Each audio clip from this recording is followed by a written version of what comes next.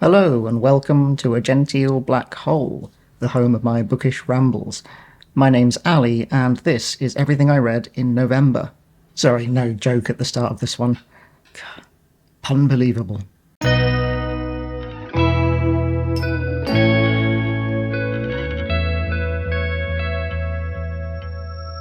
On a personal note, November felt a bit up and down for me.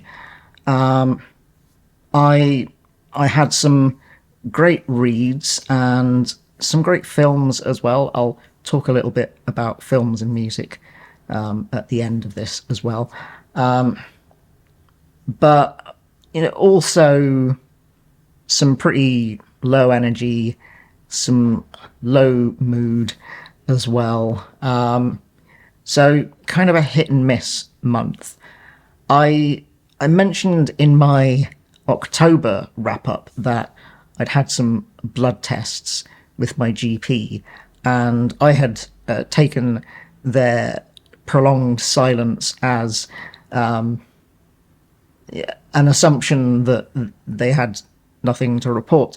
But about 3 weeks after I had my tests, I finally heard from the GP, and they said that I needed some iron supplements and vitamin B12 due to my persistent vegetarianism. So I've started them, been on them for a few weeks now, and although the difference isn't dramatic so far, I do feel a little bit of an improvement. So I'm hoping that maybe that improvement will gradually creep up.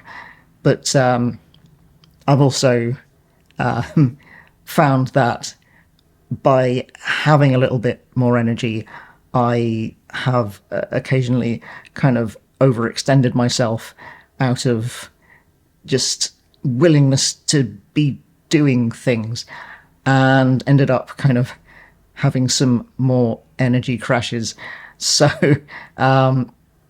So yeah, I'm still trying to find the balance. But anyway, you probably didn't tune in for all of this, so let's get on with the books, shall we?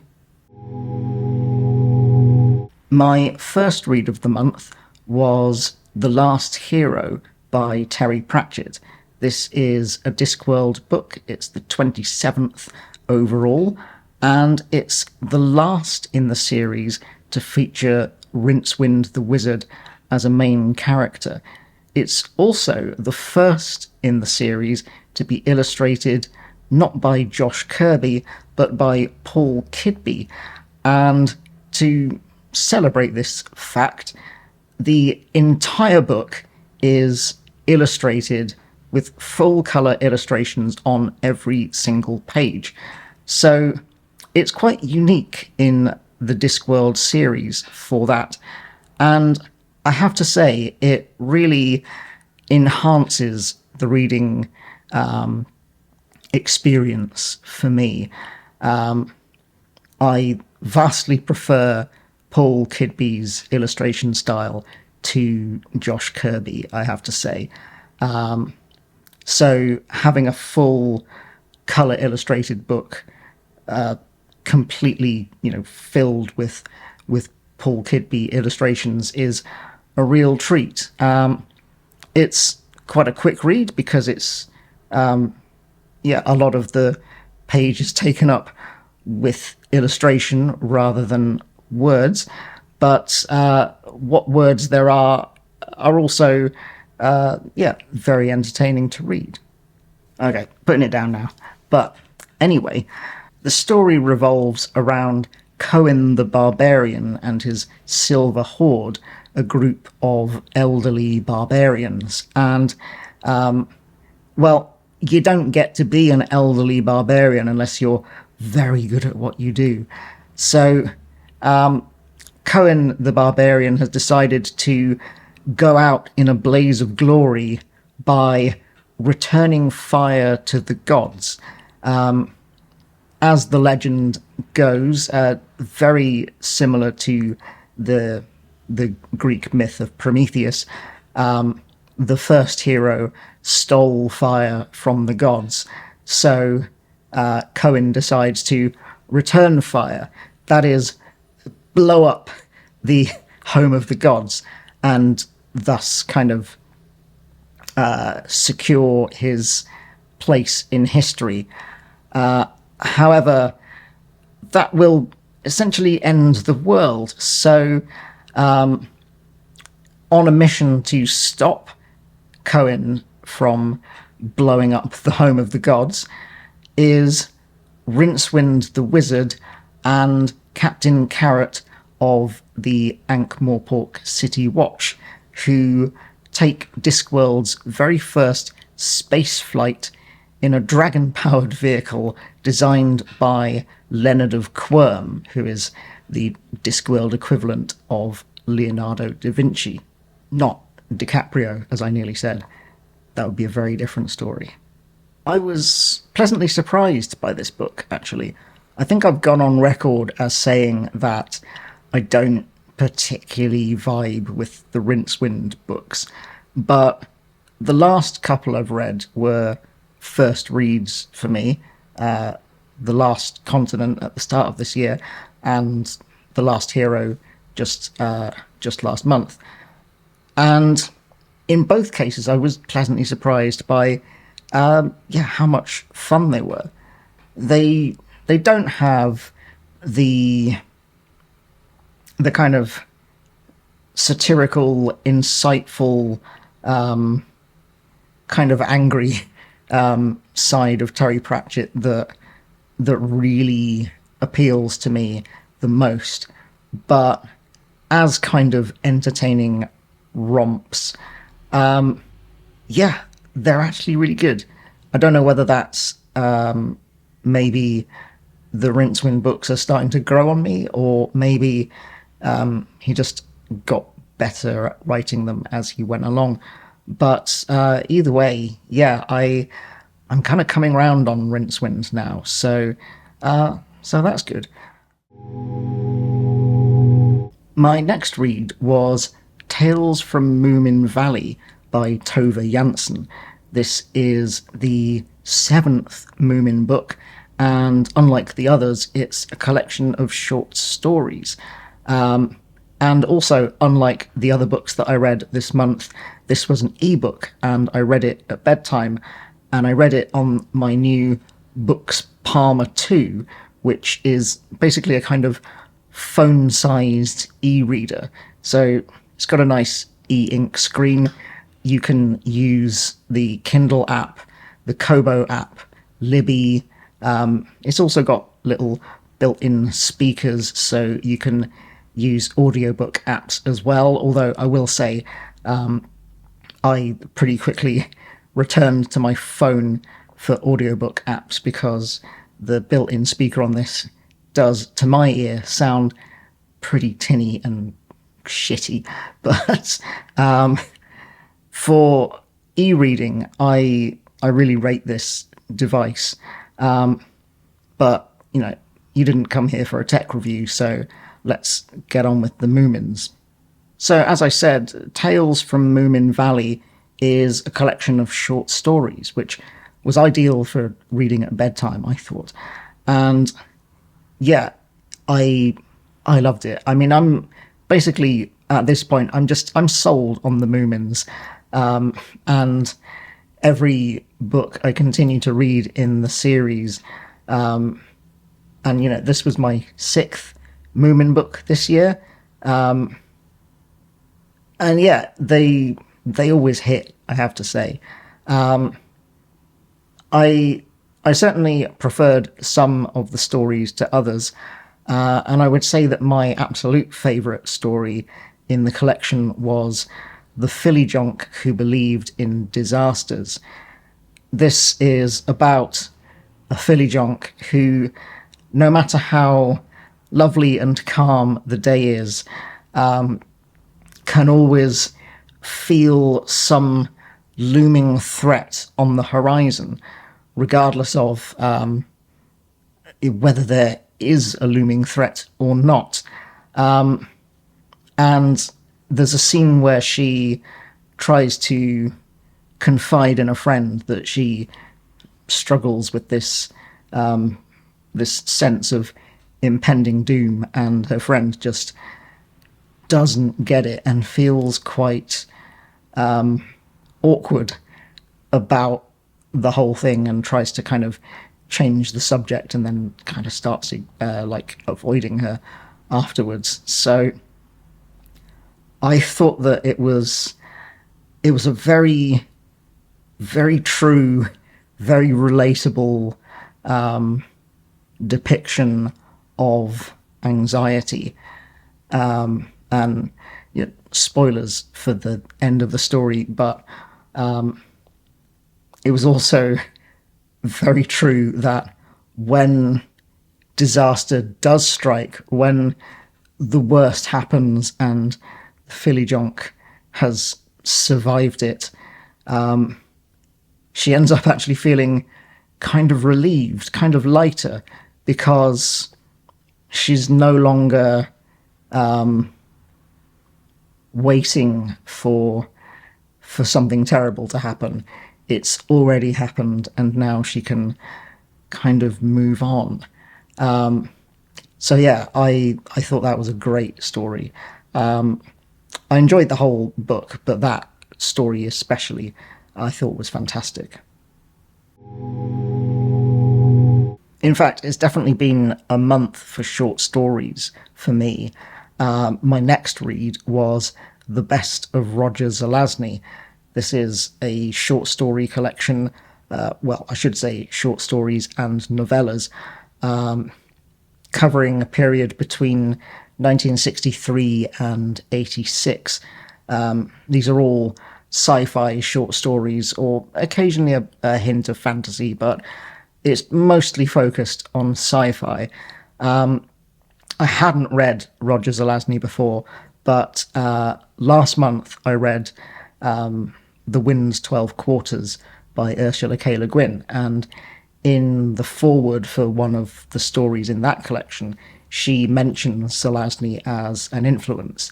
So I was particularly intrigued to check him out, and the story that she mentions as an influence is in this book. So that's where I started with Zelazny.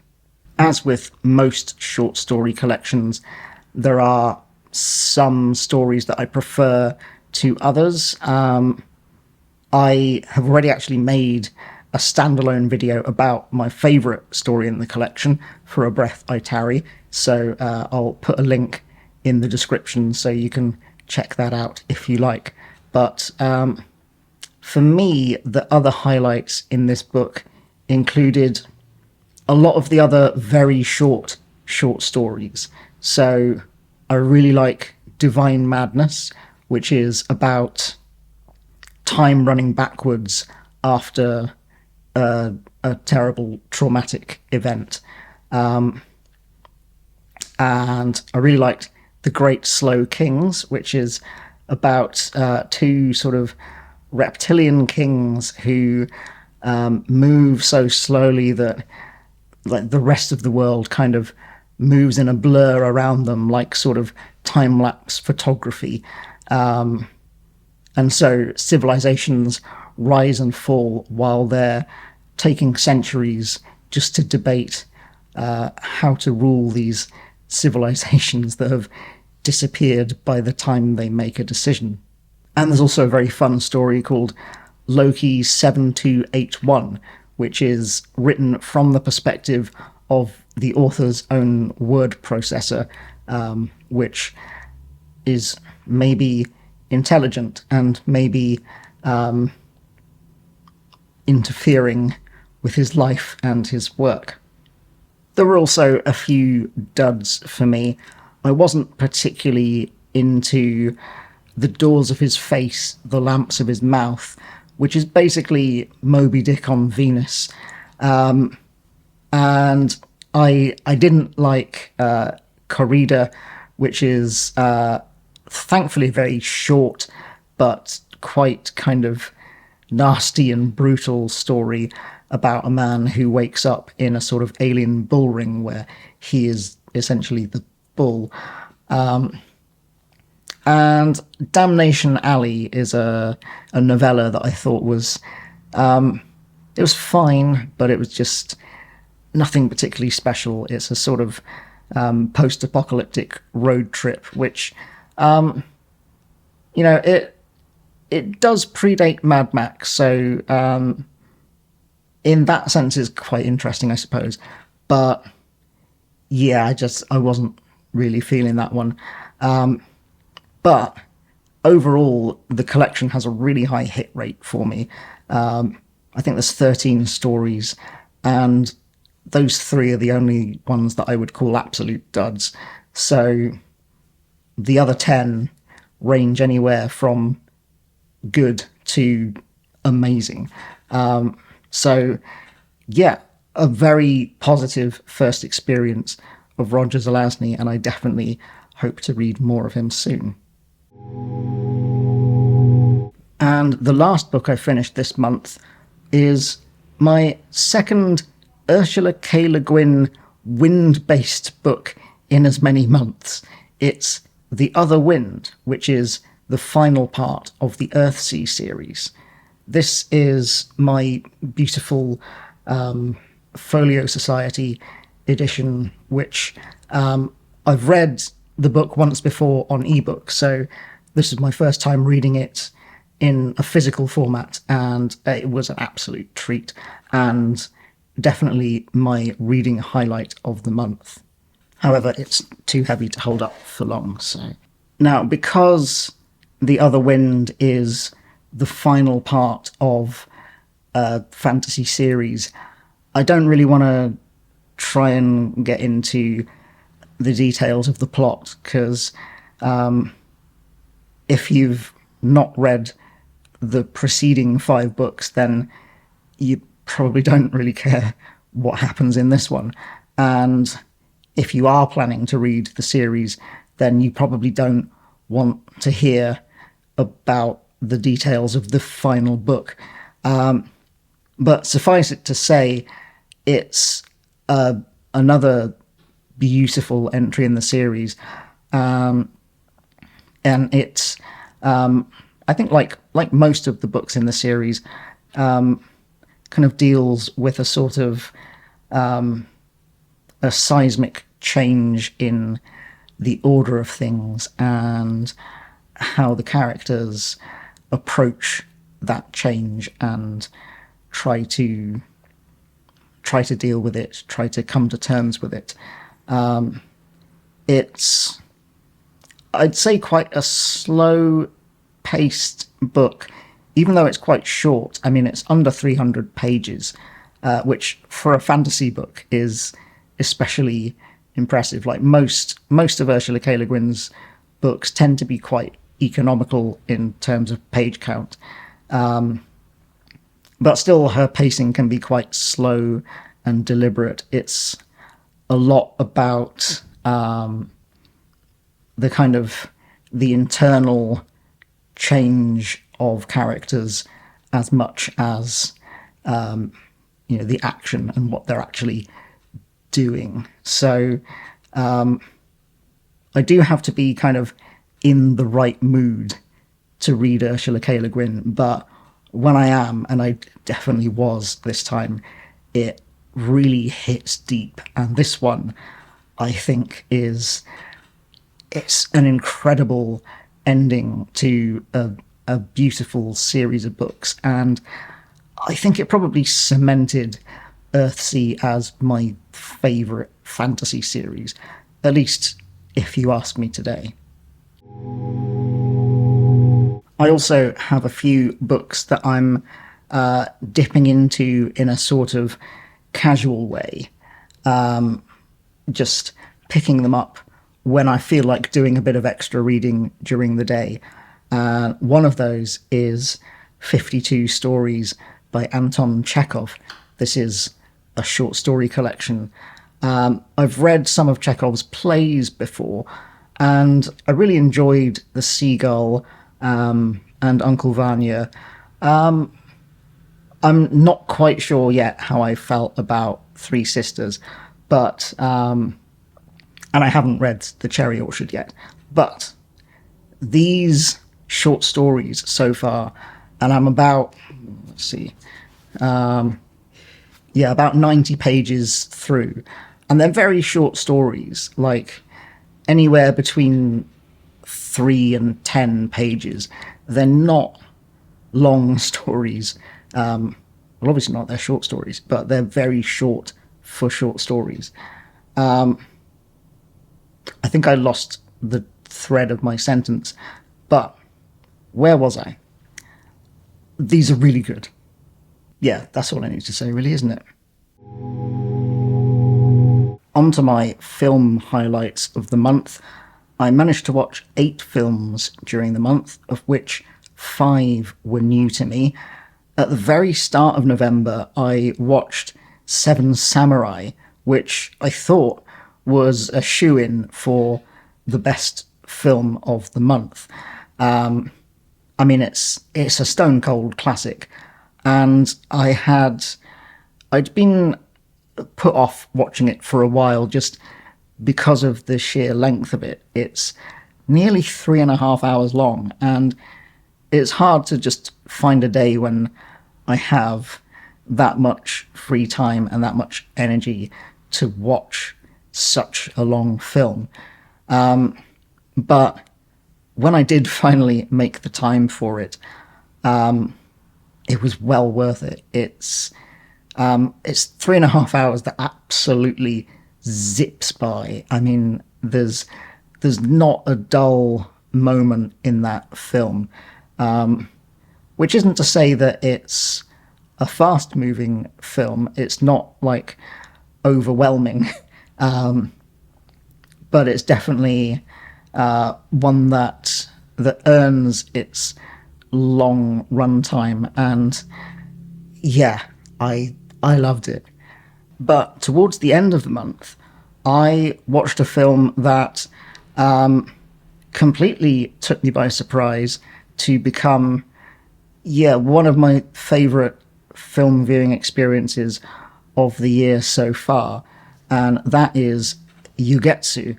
It's directed by Kenji Mizoguchi. This is from 1953, so just 1 year earlier than Seven Samurai. And it's also a kind of period film set during a sort of civil war. And it's a parallel story of 2 men whose kind of ambition and pride ruins their lives, but to an even greater extent ruins their wives' lives. So there's a potter who becomes obsessed with earning enough money to kind of lavish his wife with luxurious gifts, beautiful kimonos and things, even though she insists that what she wants is to spend more time with him. And his story then takes a rather spooky and unsettling turn. There's also another character who dreams of becoming a samurai, despite basically having no skill or experience in that area. And he kind of proceeds with that despite the protestations of his wife. It's a very quick film. It's only like it's just over an hour and a half. But I was sold from the very, very beginning. It's an incredibly atmospheric film. It really kind of cast a spell on me, which is kind of apt considering some of the thematic elements of the film itself. There's some just stunning imagery in there. Like, I mean, I can still see in my mind's eye this boat emerging from the fog and the mist in the dark. And yeah, it's I can't recommend it highly enough. If you have a spare hour and 36 minutes, you could do worse than spending it watching Ugetsu. Music wise, I feel like I had a bit of a difficult month. Just I struggled to settle on things to listen to, struggled to figure out what I was in the mood to listen to. So I had quite a lot of kind of underwhelming albums, not because of the quality of the albums, but just because they weren't exactly what I was in the mood for. However, one album that I would like to talk about is Live from a Shark Cage by Papa M. This is a sort of instrumental post-rock album from 1999. Papa M is a pseudonym for the guitarist David Pajo, who is probably best known for his work in the influential band Slint. I love this album. In fact, this is a really big influence on my own music, especially my instrumental pieces, some of which you can hear as the bookends of my booktube videos. So, you know, if you like those little snippets, then as well as checking out my own music, you should definitely check out Papa M. So yeah, this is a very kind of somber and mournful album. It's instrumental guitar music with some electronic elements and occasional like a bit of acoustic guitar, but it's a lot of electric guitar, a lot of kind of synths and drum machines and things, but it's never frantic, it's never flashy and show-offy, it's not kind of guitar pyrotechnics. It's it's mournful, it's slow, and it's somber, and very lyrical playing. I think it's beautiful. I was lucky enough actually to see Papa M performing this album live in its entirety in 2009.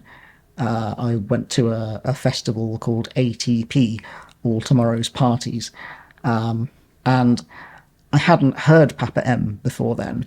I'd heard Slint, but I hadn't heard any of this stuff. So I went kind of on a whim, since I was there anyway. And I was absolutely transported at that gig. It was a beautiful, beautiful experience. I couldn't really see the stage from where I was. There wasn't like a raised wheelchair viewing platform. So I was just listening to it, much like I just listened to the album with the lights out. But yeah, it was an incredible concert, and it's now one of my favourite albums, and it was great to revisit it. So that's everything I read in November, as well as a selection of favourite films and albums. But I'd love to hear in the comments what you've been enjoying this past month, whether that's books, music, films, whatever you would like to recommend or chat about. I'm always happy to hear from you. Anyway, that's about it from me today. I hope you're having a lovely day, and I will see you when I see you.